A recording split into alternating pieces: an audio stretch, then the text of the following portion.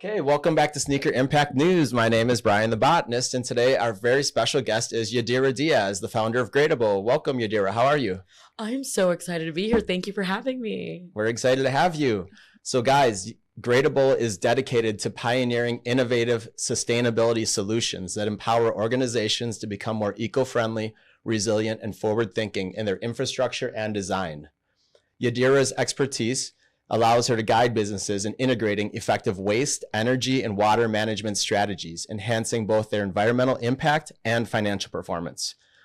Yadira, that's awesome. You're the founder of Gradible. You're the Chief Impact Officer we were talking about beforehand. This is incredible. Tell us more about, catch us up, get us up to speed just before we get into your background. It's your first time at Sneaker Impact, or have you been here before? I have not been here before. I'm blown away. I think maybe I should have done the tour after, because now I'm just like on cloud nine. Just these really innovative companies that I'm finding throughout this journey are just blowing me away and keeping me inspired. And so seeing what Sneaker Impact is up to is, yeah, just monumental. And so you got to take a tour with Mo, our founder. Yeah, it was awesome. We met you at the Chamber of Commerce, Hispanic Chamber of Commerce, Sustainability Heroes luncheon at the Biltmore Hotel a couple of months ago. And I could tell right away that you were a very passionate leader in the industry. So we wanted to have you on the podcast as soon as possible. So thank you for coming today. Of course. So we're going to get into Gradible, which is your company, your passion project for environmental solutions. But let's talk about first, where were you born and raised? So I was born in Puerto Rico. My dad's okay. Puerto Rican, mom's Colombian, but they saw an opportunity for Central Florida. Their eyes were set on that area, Kissimmee, Florida. It's 20 minutes south of Orlando, right around Disney. Yep. So cool. I come from where dreams come true. Yeah. And it was a great place to grow up, really rural, and just spent a lot of time outside and in nature. And we lived next to farms, and it was just really great to see. And then as I get older, you start seeing the new development come in and things getting taken down, parks, and you're just like, wait a minute, what's going on? Obviously that comes with growth, but typically now that I'm older, I understand now that it's always about... Yeah, same thing where I grew up in southern Wisconsin. It's been urban sprawl to the maximum outside of Madison, the capital city. I grew up half an hour outside of it, and similar to Orlando, it's just everyone wants to live there because it's a great place to live. Yeah. But it ends up terrorizing the farm fields and the open spaces. Wait, so I got it confused. Is it rural is... Okay. Yeah. Okay, that's what I thought. No, it's okay, yeah. We were talking sustainable urbanism last week with Esteban, who you got to meet from Green Loop. Yep. Shout out to Esteban. That episode's going up same time as yours. And they do sustainable urbanism, so like city planning. Okay. Yeah. I wanted to make sure I didn't get the two confused. It's okay. Yeah. So tell us about, did you have any brothers and sisters, and how did your childhood impact you to become such a passionate environmentalist? So my dad's a stud. He had 8 kids, and we're all, I know, spread out a little bit. Yeah, he's a stud for sure. So we had a lot of years between my closest brother and sister. And so I was the middle child and just the crazy one all over they call me Hurricane in my family. But yeah, growing up in such a green area, and then it just taught me. It's country up there more than city. So country. But now farms. Where all the farmland used to be is now all like single family homes, like suburbs. Yeah, dude, it's crazy to see. That's eye opening, where you want to be a part of preserving that. And a lot of that has been happening in Miami, which is really cool to see. Like they're shutting down like a water park or making sure that our parks here, Florida parks, aren't being turned into golf courses. Yeah, I saw that recently. That was a big protest. So shout out the community who stands up and it's just like, enough is enough. We have enough homes and hotels. That's a very good point. Yeah. They were going to open up the parks to development, and the citizens were like, no. They shut that down. Yeah, they said no strongly. Yeah. That was big. Yeah. That was cool. So what brought you to Miami, and how did your youth influence your environmental passion? Yeah, when I got into sustainability, it dates back to when I had a professor make us watch this documentary called Trash Inc., The Secret Life of Garbage. Okay. And this was back in 2009, and I really saw just the global landfill crisis that we have, right? And I just couldn't believe it, right? Because in my hometown, you never saw it. You never saw garbage, right? Sure. It's very hidden from us, right? Fast forward, Miami has a landfill crisis. So it's a Mount very... Mount Trashmore. Yeah. And it's a really full circle. Right? And I just got goosebumps. It's just crazy I read about it. Full circle moment for me. They're going to have to ship it up north because they're running out of space down here. They capped it. They're already shipping it. They're already shipping it. It's been being shipped in trains. Okay. In trucks to St. Cloud, Florida, to Georgia. Like hours away. Yeah. For anybody who will take it. Sure. And has space so for it. So we don't have a sustainable waste solution here. Yeah, and to think that we have to take it to Georgia because that's like the closest place that can actually take it is pretty mind-blowing. But so I watched this documentary. I'm like, okay, what else have I not seen with my own eyes? And what is out there that like I don't know about because it's being hush-hushed, right? And then just went down the road of, okay, what can I do to reduce, refuse, recycle, be vegan, compost, learn about the oceans, and just went down this rabbit hole. Sure. And then I moved to California for a little bit where I was in heaven. Oh, wow. San Diego. Okay. They have it all figured out. And then COVID happened. I'm like, all right, I need to be closer to family. And I didn't want to move back to my hometown. So I thought Miami is the best next option where I'm close enough. Did you have friends here or was there a reason Miami is just close to Puerto Rico too? There's a lot of Puerto Ricans here. Yeah. A lot of reasons. A lot of reasons. It was open during COVID. I had friends here that moved here, loved it. It's growing. And you were living in California. That makes sense now. Yeah. Just nothing where it's too stark of You seem like you could have been born and raised here. Just when I met you at the chamber meeting, you were so outgoing that everyone knew you and you just had immersed yourself in the Miami industry. Yeah. So when I moved here, I wasn't supposed to be an entrepreneur. I was doing real estate. I wanted to be more independent. In fact, when I lived in San Diego, I was working for Pepsi. Oh, wow. One of the top 3 biggest PepsiCo. Plastic polluters in the world. Wow. But it taught me a lot. It taught me how to get out there and sell and be in a very male dominant world. And it's important to learn how to sell. I was listening to the book Rich Dad Poor Dad yesterday while I'm swimming. Robert Kiyosaki, so shout out. And he talks about this best-selling, or not best-selling, it's an author who's struggling, but then he's the best-selling author. But he's not the best writing author, he's the best-selling author. Sick. So you have to be good at selling, even as an author, even as anything in life. He teaches you, if you're specialized in everything nowadays about specialization. It's a total random tangent, but it's more important to learn how to also sell, because that's even what the McDonald's model has shown is they don't make the best burger. He says they do the best job of selling and delivering it. That and real estate. And everyone's trying to improve the burger when they should be trying to improve the delivery and scaling of it, because we can all make a great burger, but veggie burger, whatever. And we could talk about the environmental impact of all that stuff. But let's stay on topic with Gradible and with Yadira's journey. So Let's back on track, Yadira. Moved to Miami and then from California, really see the day and night difference of like waste management and how we run things. And I'm like, oh, this doesn't look really that great. But so then I decided to get involved in the climate community. What's out there for me? What groups can I be involved in? And another rabbit hole I went down where I start learning about Miami being ground zero for climate change. Rising above Miami Beach is a big all of it. The beach cleanups and hearing about our landfill crisis, hearing that we have septic tanks underground, 11,000 that need to be removed, and all the health implications of that. And the list goes on and on. I'm like, whoa. I don't know if I can sell houses anymore. I need to. Oh, so you were in real estate. That's right. Correct. Okay. And you're having a crisis of mind then, where you're like, here I am selling these homes to millionaires. And I wanted to stop. The reason why I decided to do real estate, A, real estate was booming. B, I wanted to be more independent. I was micromanaged through my corporate route. You make a lot of money doing it too.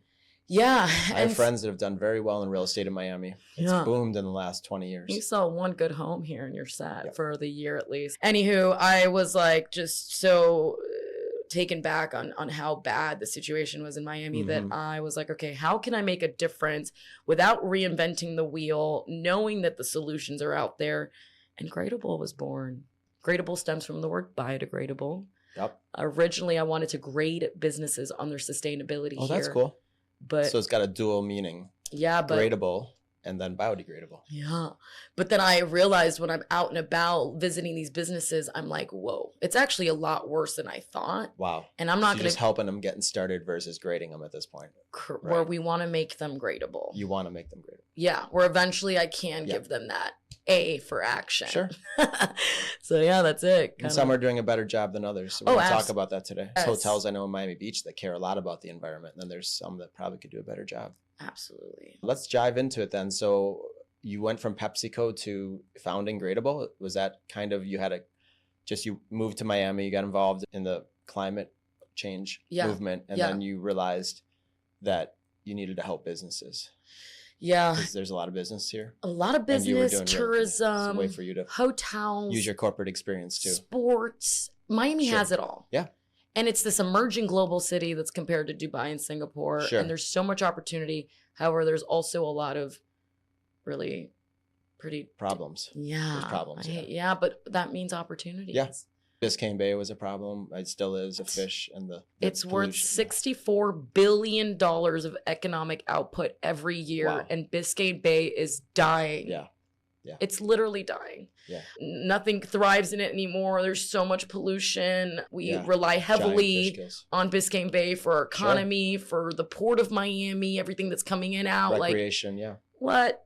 It's thank you for crazy. bringing that up. Well, then the islands, people wouldn't even take they were putting The trash trash. on the island versus taking it off. You would think that if you have your own boat, most boaters know this, like 99%. It's the 0.1% I heard that's causing the problem.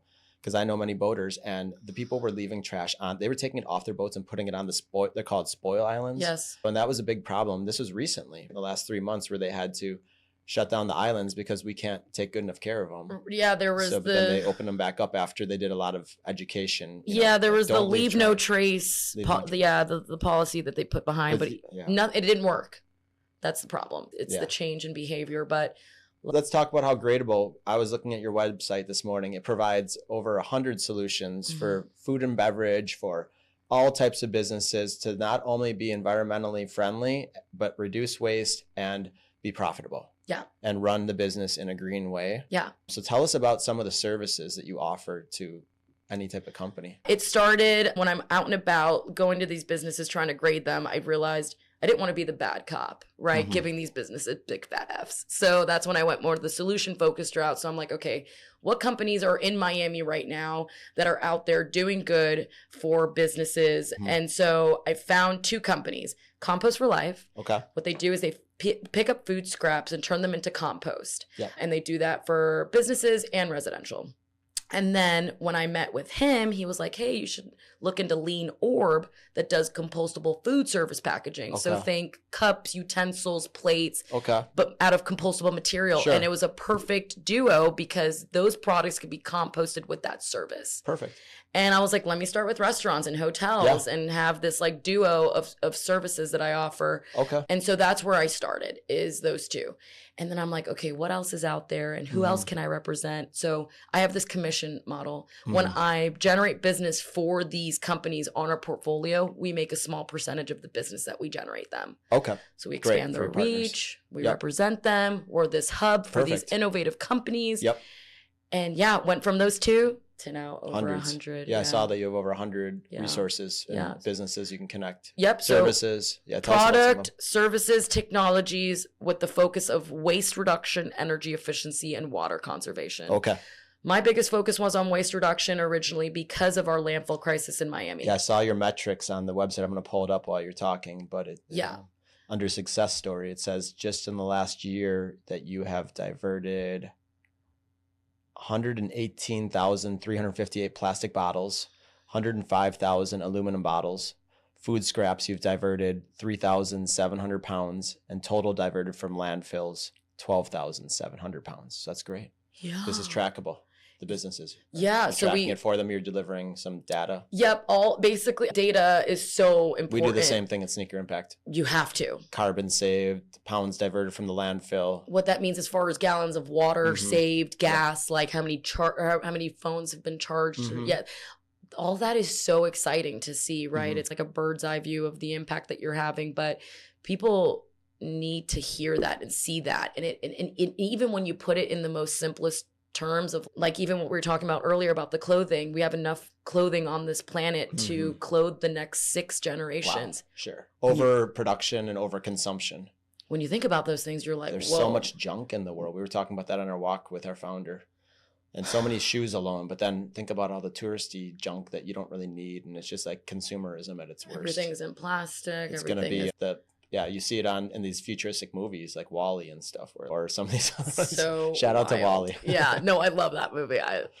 Environmentalists love that one. Yeah, and there's the Lorax, or is it the Lorax with the chopping down the trees? Or even the new Dory movie. Oh yeah, yeah. I haven't seen that one. Oh my gosh, it's an environmental message to it. Yeah, good. Finding Nemo, I think it is, and it's of just course, the oceans. Yeah, these fish are trapped in like these tanks at the aquarium, and anyways. So I'm on your website. And I'm looking at some of the partners that you've worked with. I see the Miami Marathon. That's really cool. Mm-hmm. So how have you helped the Miami Marathon? Shout out Frankie Ruiz. Shout out to Frankie. I hope Frankie, you're watching. we love you. Yeah. I met Frankie. I can't remember. I think it might have been at the last year's luncheon. Okay. For the Hispanic Chamber of Commerce, South Florida. And I'm like, hey, like I see you're doing big things. Like, please connect me. I had a call with him. He put me in touch with Lifetime Marathon. And then for the last Lifetime Marathon, we implemented some recycling bins, diverted, composted. Amazing. The food was composted. Mm-hmm. Things are recycled, clothing probably collected. No. Did you guys handle the No, but that's something we're going to, yeah. So what I do is I get my foot in the door. Yeah. Let's just do That's great. The food alone is an issue. Yeah. I've worked a lot of those events where there's a lot of leftover and there's a lot of stuff that also gets thrown away it could be composted. So for the 305 one that they had, the 305K, Half-marathon. all the things that were left over, there was like 40 or 50 meals and a bunch of snacks. I called up the nonprofit, shout out Curly's House, day of. I'm like, hey, look, I'm sorry for the short notice, but there's all this food, all this snacks. Literally 30, 45 minutes later, she shows up with the truck. It's loaded and taken to the people in need that they feed every day, which is like 800 people. So I was like, let's go. Quick win, but it worked. So really cool. Cool. So do you see yourself helping them again this year? Or is that? Oh, yeah. We're already talking to them. It's sold out. I'm a runner through and through, so I can't run in it, unfortunately, because it's sold out, but also because I'm having a foot surgery in December. But I'm running in a marathon in Spain, December 1st. I got my flight yesterday. It's in Valencia. Let's go. It's world famous, but Frankie wants to go there someday, he said too. But I've run Miami. I did the full in 2010. I loved it. If your foot's feeling better, maybe we can find a spot for you to volunteer or something. I would love to volunteer. Maybe we do something with textiles. Yeah, maybe Sneaker Impact this year. We always want to we do stuff at the expo. But I would love to get a cheering station put together or just get involved in the recycling efforts because that's huge. There's 25,000 runners just that one morning. You know what I want to talk to Lifetime Marathon about? And I don't even know the name of the brand, but there's these now seaweed gel packs of water, hydration, or Gatorade. The ones you bite into and then you just pop in your mouth and you swallow it. Oh, you swallow it? Yeah. Okay. I'm not sure if it's going to be sanitary though. Handle that because that's a big deal. Yeah, but in the past they had the bags you bit into them. And then you sucked on them. So the Indiana Pacers threw those on the ground, but they were having trouble cleaning them up because those were actually there was a local guy who created those. They tried them in the Miami Marathon. No, these you just pop the cups are a big problem. Yeah. They do the street sweeping, they do the brooms, they do everything they can. But I know the Indiana Pacers, the same ones that I'm talking about. There must be some type of wrapper on it then because it wouldn't be sanitary to just hand out. Because the thing is, there's 10,000 volunteers or whatever handing out these things. You can't have. Maybe they would just have gloves. Maybe that's the case. Yeah. Gloves would definitely fix that. And we have biodegradable gloves that we offer at Gradable. I'm all for that. I don't like the cups as a runner. Well, maybe that's something I can talk to them about because I know there's a big NBA team. Maybe it wasn't the Indiana Pacers, but I know that they put Gatorade inside of these. And again, just popping them in. If you can put your own liquids in there, that's another way to brand it because Boston Marathon, they do that. All the races have a partner for electrolytes. I think Gatorade does Lifetime Marathon. Anyways, we'll talk. But I just love connecting dots and knowing that these solutions are out there. And the problem is that these solutions are all over the place. Sure. So Gradible, I'm hoping, is that hub for them. So you're consulting and you're also a directory and technology, it seems also, and not marketing as much as more. Are you helping just create businesses to run better? Correct. And to just make it easy, convenient, accessible, right? So it doesn't have to cost a lot of money either. Because people think, I don't want to have to buy biodegradable everything. There's eventually, as volume goes up, the cost goes down too. And you can be a leader. Like I'll shout out the one hotel, like they are plastic free, right? There's certain hotels in Miami Beach that are plastic free, and they talk about it a lot in their marketing and in their hotel. Yeah. And on their literature that you see. Out of all, and I don't mean to talk bad about anybody else, but Miami Beach has just been doing just some incredible things like banning plastic balloons, banning styrofoam. You know what's crazy about that styrofoam ban?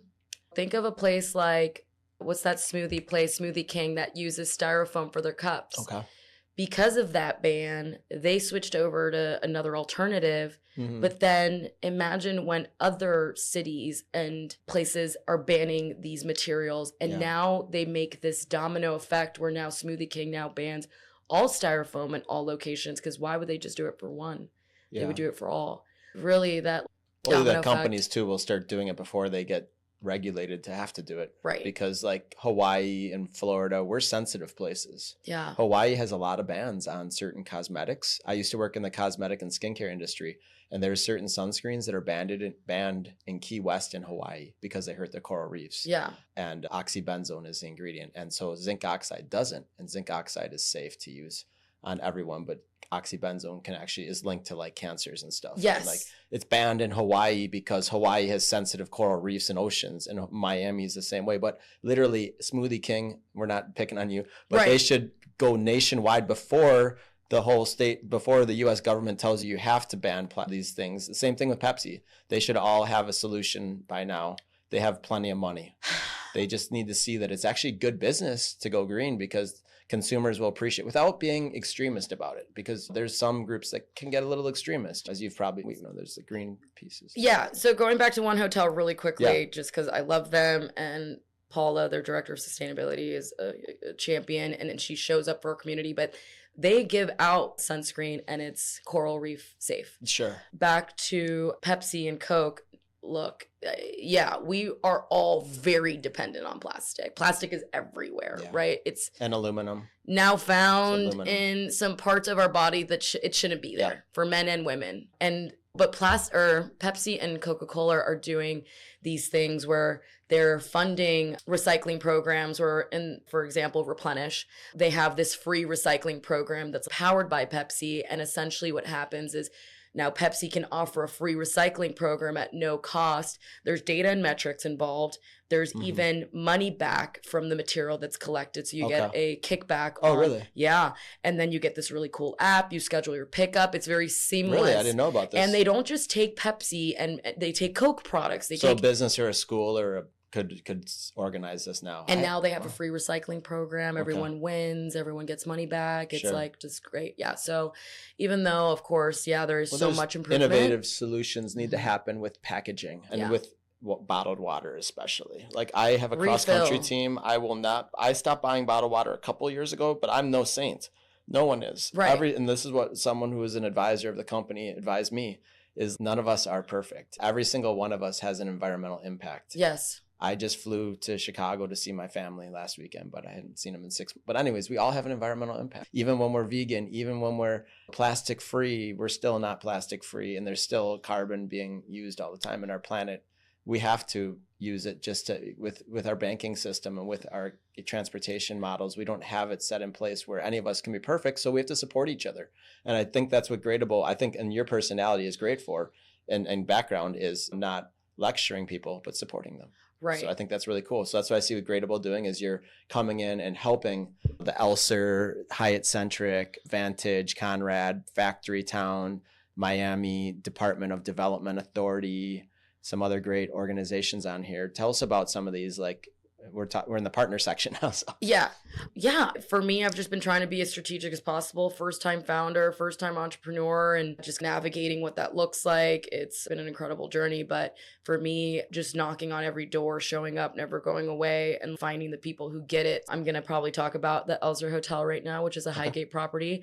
I met their former GM, Michael Stevens, at a toy drive it was a brunch, and I'm sitting next to him and I'm just talking about my work. He's that's really interesting because I've helped other hotels go zero waste internationally. Wow. And I'm like, wait, what? And he's and I'm at the Elser, and the Elser's 2 blocks from where I live. Wow. And I'm like, okay, Michael, please. And he was like, this is a perfect timing because I'm at the Elser. It's LEED certified. It's a brand new building. We love LEED certified. We were talking with Esteban about this last week.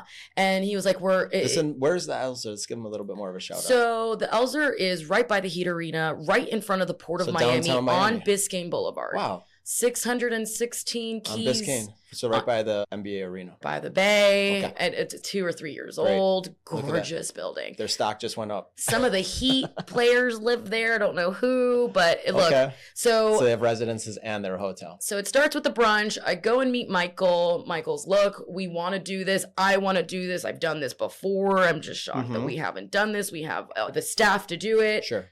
So we start with forming a green team. Mm-hmm. And it starts with me, Michael, who's the GM, his executive assistant, and the director of operation. It starts with us 4. Oh, wow. And we meet for an hour, and we're like, let's start with lowest hanging fruit, what we can do. Yep. literally a month or two Food and later. bev- Well, yeah. Month or two later, we now have the director of F&B, Mhm. the director of housekeeping, the Mhm. director of marketing, the executive chef. Mhm. I don't know if I said director of engineering, Yeah. but just these are the people. now we're a team of executives figuring it out. Mhm. We're every department's involved. And let me backtrack. Gradible offers solutions tailored by department. Okay. So we have things specific to food and beverage, Okay. specific to housekeeping, specific to engineering, Wow. and some things for marketing, just Okay. because a lot of this work does need to be spoken about. It's going to help with people coming back and Mhm. supporting the brand and getting employees to stay and to make the brand look good for what they're doing. That's good for Social the environment. responsibility. Totally. And in a matter of 6 or 7 months, we implement 9 different sustainability initiatives Wow. at the Elzer Hotel, Wow. really validating us as this environmental concierge, which I didn't get to say earlier. Yeah, that's what the Gradable, that's what I love that on your website, your trusted environmental concierge. Yeah. That's great. We like to That's be your bougie in Miami. No, it's okay. I like the website's all green with trees on it. And But going back to the concept of forming a green team, these things could be done in any organization. Any company. Yeah. There should be a chief sustainability officer or some type of, or a team. Or a team, Yeah. but and ideally a team, because We have a chief sustainability officer. Okay, great. Yeah, but hopefully that chief sustainability officer is getting the support that they need. But I know here they do, Yeah. but in a lot He's of doing our technology too, but he's great. yeah. But yeah, no, we have a small team, but we have a chief sustain. But we're a sustainability company. So you don't really fall in this, but what I've seen in other organizations, it's one person Mhm. in a huge organization doing Sure. it all. In Hyatt, yeah. And that's just not fair. Yeah. But that's where we come in as a concierge and we help support these sustainability leaders. We're making it more convenient for them to find these solutions that we've aggregated just to make That's cool. it more free flowing. So the Elzer has been a great success story. Are there any other clients? I know before we were talking about Factory Town before in Miami.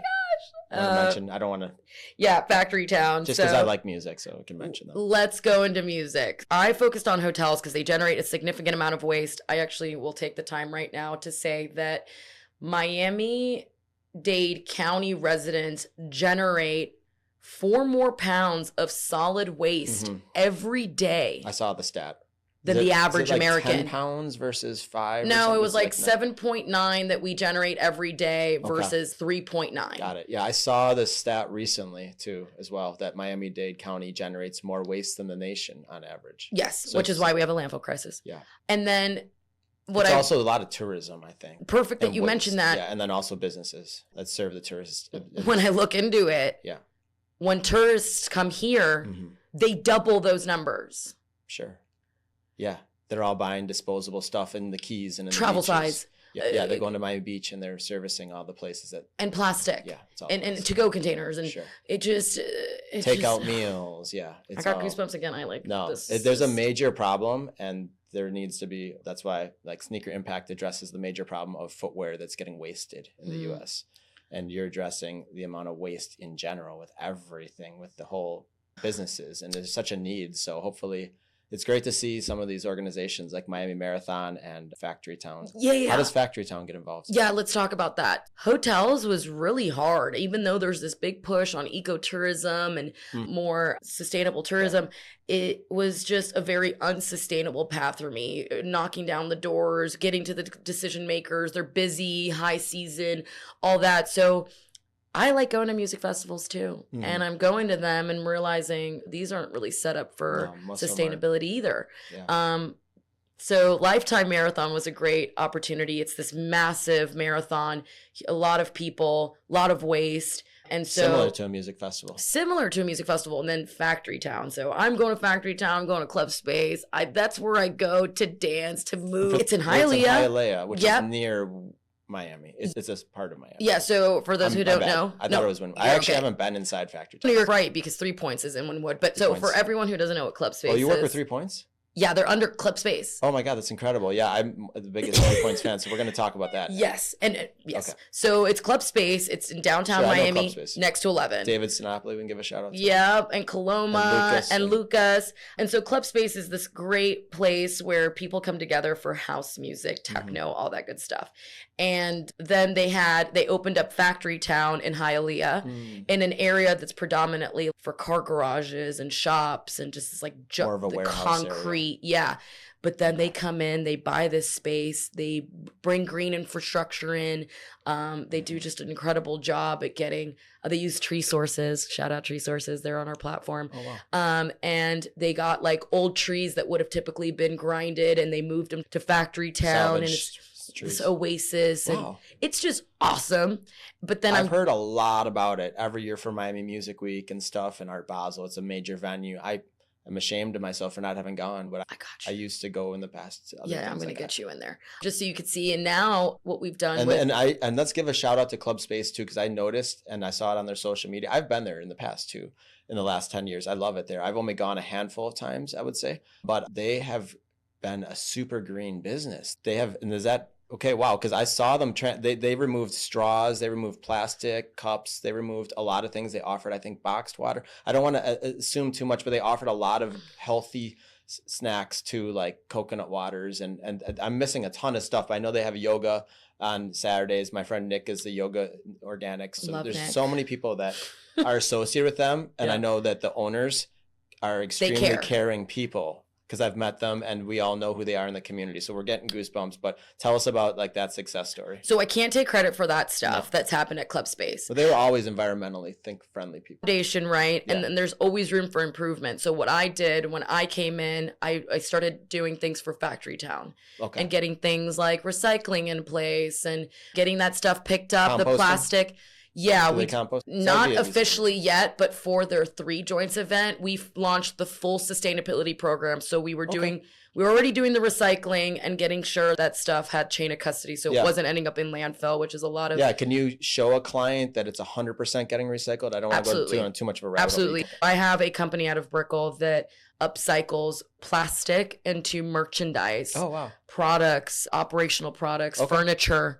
So I'm happy to talk about maybe getting that stuff, even from sneakers. So Factory Town has gotten environmentally minded as a music festival. When they didn't really, other than the green infrastructure, didn't really have anything for waste management. Mm-hmm. I'm even talking to them about possibly doing things like their stages being run on renewable energy, solar, even doing things for water conservation, like recycling all the gray water for their plants. That'd be huge to run everything off of solar / batteries, maybe like the Tesla. And just know that Club Space was bought, and part of their owners is Insomniac, which is EDC. I heard that Insomniac. And then above Insomniac is Live Nation. So Live Nation pays me. So my whole tactic is building this case study, and I have a few other Live Nation accounts that I've been engaging where I'm going to build this case study and take it to Live Nation, right? And so use Club Space and Factory Town as a case study. Tortuga Music Festival does an incredible. They have gotten down to recycling the plastic film from the ice bags. Because they're all about the sea turtles.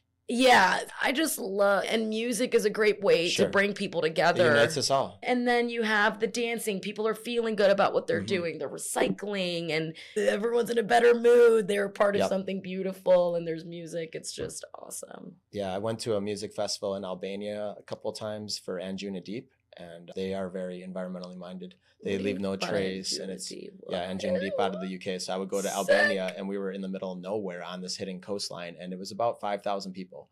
And every time they did it, they've only done it since 2019. They're very environmentally minded in every aspect, and so you're seeing it more and more now. Especially they're European brands. So far, so kudos to Gradible and Yadira for helping disrupt and change for the better the music industry. Let's support you in that. And I want to see, I would love to, I hope the Club Space guys might get a little soundbite. I probably screwed up a bunch, but I have mad respect for them, because people think of music heads as just party animals, but these guys are actually, and girls are actually very creative people, artists, and they are super intelligent. And they're doing things to help Miami because they care about Miami. Can I I add really quickly how cool, and even the little small details that you don't know but notice, but at Club Space, there's these orange planters that came from plastic or some, I think, glass upcycled that a student from had made. Sure. And now it's in club space as a planter on the ceiling. So there's so many benefits, not just from marketing the standpoint, but reducing waste. Like I have collected so much material from a event at Factory Town that could fill an entire dumpster that costs like $2,000 to haul off the property. Wow. That has saved them that money that now can go towards other things. And it's just, there's so many benefits in like when you reduce waste, you save money. When you reduce energy, you save money. When you reduce water usage, you save money. So it can be about planet profits and the people. So that's, So that's a big part of Gradible, is that it doesn't have to be negative on the profit. It can actually help grow a business to be stronger through environmental solutions, instead of, because, you know, someone could get worried about costs for certain things. Yeah, everyone thinks sustainability costs more. I don't know who put that out there. It started with organic food, you know. It's better for the environment, but it's more expensive. But it's also, you're supporting local farmers. Yeah. And it's also like media and food are similar in that there's fast food and then there's fast media. And you don't want to consume either too much of. Whoa. That's a good one. I'm gonna use that. No, seriously, there's fast food media and it's very similar. That's great way to put it. Polluting our minds like we pollute our bodies. And so do you want to buy organic greens and not put all these chemicals in your body? Or do you want to watch just trash TV where it's just like someone's life and they're fighting the whole time or something? I don't know. Don't get us started down the modern. Yeah, I'm all about feeling good, putting things in my body, on my body. What you consume is who you are. Yeah, and I need to be feeling good, and that way I can continue to work harder. Yep. And No, but your business is built around being green, so I'm assuming your personal life. Let's talk a little bit. What are some of your favorite, this is the Miami section, favorite things to do in Miami besides helping businesses become green? And dancing at Space all night. It's so crazy because I'll do a 12-hour shift at Factory Town, and then I'm like, I want to go home, but I'm just like so. You work the events too. You actually I'm there. Supervise. Oh, what? That's part of the deal is. I was dumpster diving. I've dumpster dived at events, trying to get things that maybe were thrown away by the janitorial staff that wasn't supposed to be thrown away so we can go through it and get stuff out. I've been that person. Is there a lot of separation of trash at these events, or does that happen second? Yeah, I was going to get to that. So when I first started, it was just, let's go through trash and get as much as we can, get the data, tell people how much, take pictures, really show them what's in the back of the house, which kept me up at night. But then the next step, let's get recycling bins. Let's make sure that they're the right recycling bins. There's signage and people were maybe standing at the bin and educating. And now we don't have to sort at the end of the night. And now we just put these big sacks of recyclables into the super sacks that are going to be hauled off. Everything has just been this dance to make it easier for us, for the client. Yeah. But yeah, going back to Miami. Your favorite things to do in Miami. So my favorite things to do, I grew up in Florida. I used to love tanning outside for hours, cooking like a piece of bacon, in this case, vegan bacon. And I can't do that anymore. I can't be out there for more than 45 minutes before I'm like, my skin's like literally on fire. Yeah. So that's really sad to see, just the before and after. Space, game nights with my friends, trying to be as wholesome as possible. In fact, Miami's starting, this is the third time I've lived in Miami. Really? And I always say third time's a charm. The first two times I got chewed up and spit out. I was like getting sucked into the party scene and trying to escape the realities. Everyone deals with it at some point. Yeah. Or living downtown and there's so much craziness. Coffee and chill. Yes. How cool. Getting people up on a Sunday morning and doing things for health and wellness. And it's been great to see. Even the climate community is suggesting farmers markets. And Miami is definitely turning. We have a lot of people from California, New York. And so that to me is the upside of Miami, where typically we're known for the and the party and the lives. What's your favorite? I'm like stuck in my bubble in downtown. Like, for people. Do you live downtown or you frequent downtown? I'm in downtown. I use the metro in Brickell. I'm walking around. I'm like the city girl now. You don't need a car down there either. No, I don't. But Food Hall's great place. What's that place in downtown that just opened up? Do you know what I'm talking about? No. I'm blanking. I'm going to shout out the Hideout Cafe on 22nd because they're one of our partners. Okay, we great. do a run club from them. Check out the Hideout Cafe. They're on 22nd in Biscayne. I'm blanking on the food My hall. friends are the owners of that. But they're super green. I'm going to connect you with some of these places. Let's talk about the Miami DDA really quick. Yeah, DDA, tell us. The Downtown Development Authority, they've been a huge partner for us. They actually just approved $10,000 rebate. Not to us. We're actually going to be working with the restaurants that will receive $1,000 rebate. 10 restaurants, total of 10,000, where that $1,000 rebate they'll be able to use for the gradable things that we offer, like recycling, composting, reusable foodware. We even offer this deep fryer adapter that extends the life of their cooking oil. It saves them money, extends the cooking oil, makes it healthier. So shout out to the DDA, because the DDA has been doing a really good job with downtown and even giving these businesses a $50,000 rebate for property improvements. And for $2,000 grant for smart lighting. And so there's some grants available and things for businesses if they want to get green. Correct. And they can actually get rebates. Yes. They purchase green technology. Yeah. And it's just cool to see. Cool. Yeah. That's new. That probably wasn't happening in 1990. No. And so it's a good time to be in the environmental, I think, industry, even though there's a lot of sad things here and there. But overall, more successes. The state balloon ban was huge. Yeah. And I want to say, as a female minority founder. Yeah, I wanted to ask you what your take on that is. Yeah. When I moved here, turned my passion into entrepreneurship, never in a million years thought that I would be here. I'd always complain that even when I was in school, or this wasn't really talked about, because had it been talked about more, maybe I would have done this sooner. But whatever, it is what it is. But the resources, the opportunities like this, thank you again, just the startup programs, free, reduced. It's just incredible what I've been able to achieve in just such a short period of time because of what's out there for people in my space and in the tech space. Oh, by the way, South Florida was just federally recognized to be a tech hub. Oh, yeah, I believe that. There's a lot of tech moving into Miami the last 5 to 8 years. And there's only 31 in the United States. Okay. And we're the only one focused on climate resilience. We just got $19.5 million of federal funding. Okay. And phase 2 is going to be about another $62 million that we, South Florida, get for our ecosystem, for startups, for clean infrastructure, for resilience, for sustainability, all of it. So very exciting. Yeah, well, that's going to be a highly impacted place if and when bad things happen, unfortunately. Eyes are on us. Yeah, we're going to be ground zero. My older brother's a geologist. We are ground zero. Yeah.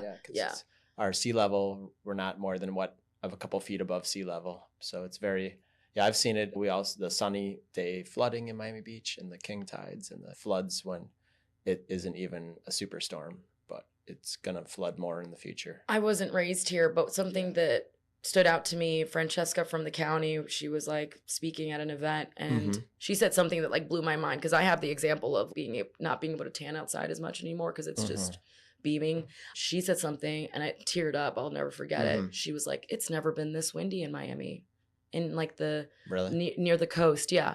Okay. Sometimes I'm like holding on to stuff. I'm like, these things might blow away. And the truth of the matter is that these weather patterns are only going to get more severe. Yeah. It's only going to get more unpredictable.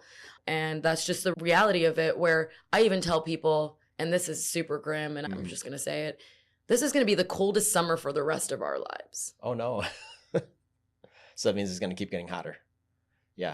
I'm a runner, so I don't want to hear that. I'm sorry. Yeah. Even when I'm standing. It's so hard to run in the summer, but that's again a first world problem, is the uncomfortable. We train year round in Miami, and some people can't train it year round. It's too hot. That guy. You got to go before sunrise. That 35-year-old at Disneyland marathon. That was really sad. Yeah, he died in the marathon. He had a heat stroke the day before. He probably shouldn't have run the marathon, but I've been there where I've probably had heat stroke and then run a race. This is like 85-degree weather.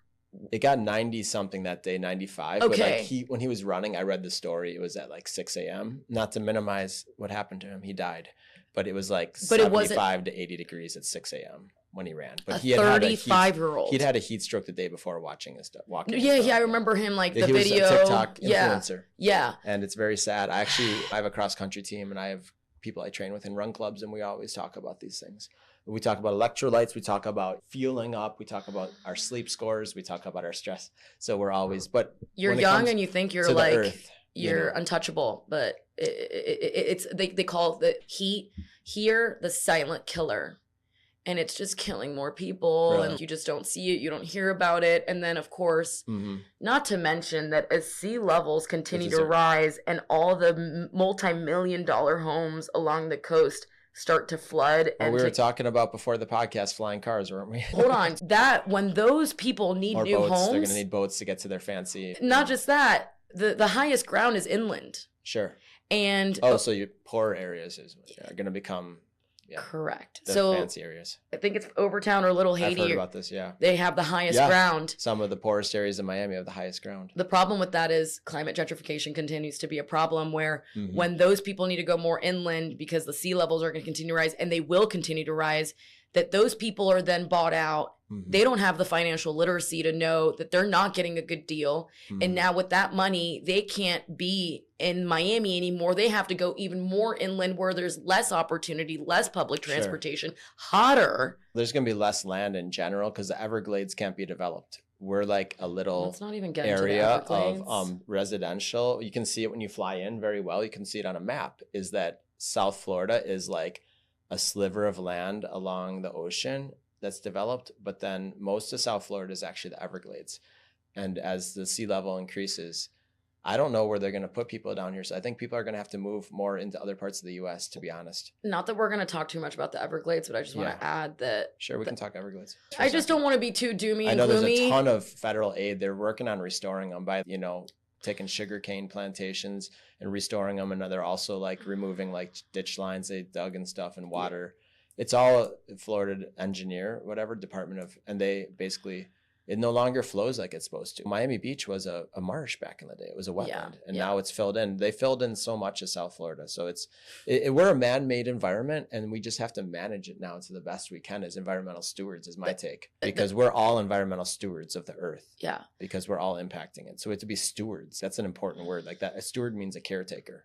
Yeah. So every citizen should be a steward of the planet. The Everglades is still in big trouble, though. Our founder says we have no planet B. And speaking of being a steward, you mentioned being an imperfect environmentalist, and every small little change. I always talk about this. Imagine if you just did that one thing for the rest of your life, times 6-7 billion people on this earth. Recycle your shoes. Yeah. So it says one tiny action multiplied by millions makes a big impact. Huge. Yeah. So one action could be recycling your clothing when you're done with it. Or a lot of people throw away their clothing and their shoes. Well, 87% of Americans throw away their shoes. Yeah. And somebody today on LinkedIn reached out, was like, hey, I need to recycle a TV. Like, how do I do that? It's so easy. The internet it's unlimited. Go to Google and type in e-waste recycling. As soon as I did that, there's sites. Best Buy does it. Best Buy does it. Best Buy even will send you a box. Shout out to Best Buy. That's huge. I didn't know that. You can go to Target and recycle smaller electronics. Okay. You can recycle plastic bags at Target, at Walmart. Yeah, they're probably getting some credits for it too. Plastic credits. Yeah. As a company. Except there was this documentary that came out that this guy decided to put trackers in. Oh, so I heard about that in Malaysia too, or in Asia. They tracked some shoes that were supposed to go into a playground, and they were actually resold. But that's actually not a bad thing to resell a shoe. Yeah. But they were told they were going into a playground, and they put trackers in, and they went to a resale center. Yeah, can we talk about greenwashing really quick? Yeah, let's talk about greenwashing. Yeah, greenwashing is a term where they track bottles too. I know they track. Yeah, bottles. Greenwashing is this term where companies, of course, some of them are not the most angelic, some are evil, and they'll just say things to say it and just to check off the box, and then the truth comes out. But with how you can't get away with anything anymore. They're using environmentalism for marketing. Correct. You're saying, yeah, where just like you said, or the trackers of the plastic bags ending up in like a landfill in Indonesia somewhere. But I feel like we are all waking up as a community, and people who are just tired of being sick with everything that's in our air and our food and our water. We're waking up and being like, okay, enough is enough, and we're going to start holding these people accountable, and people are getting into lawsuits and things are popping off. But it's great for me to see these things happening, because it just gives me that hope that we're on the right path. I think we're on the right path. We just have a lot of work to do with tourism, especially. I think there's just so much waste. And we were talking before about Miami, how much waste per person. That's why we're talking about this so much. Like every single podcast, we're talking about waste, we're talking about sustainability. So let's talk about the future of Gradible. Yeah. Because we have limited time. I know we got to wrap up soon. Where do you see in the next 5 to 10 years the future of Gradible? So Gradable, I would love to have a global impact right now. I'm just really trying to, instead of cast this wide net, to really go deep. So right now I have my head down, and like the people that like have given me a chance, a platform to do what I do, and just Gradable 2.0, it's on my website.